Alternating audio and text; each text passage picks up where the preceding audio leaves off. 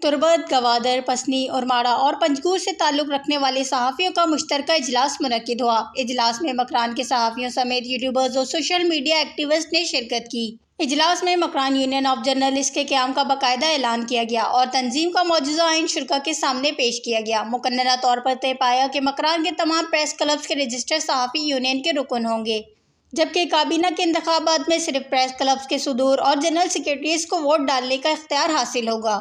Membership اور انتخابی عمل کے قواعد و ضوابط کے لیے ملک کے دیگر صحافتی یونینز کے آئین سے رہنمائی لینے کا فیصلہ کیا گیا۔ آئینی مسودے پر تفصیلی مشاورت کے بعد اجلاس میں آرگنائزنگ کمیٹی قائم کی گئی، جس کی سربراہی پسنی کے سینئر صحافی ساجد نور کو سونپی گئی۔ طارق مسعود ڈپٹی آرگنائزر نامزد ہوئے، جبکہ نور محسن، عمر ماجد اور محفوظ بلوچ کو کمیٹی کے رکن منتخب کیا گیا۔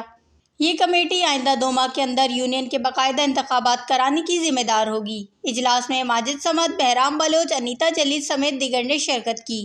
اجلاس کے آخر نو منتخب آرگنائزر ساجد نور اور گوادر پریس کلب کے صدر اسماعیل بلوچ نے یونین کے مقاصد، مستقبل کے لائحہ عمل اور تنظیمی حکمت عملی کے حوالے سے شرکاء کو تفصیلی بریفنگ دی۔ وائس نیوز، تربت، کیچ۔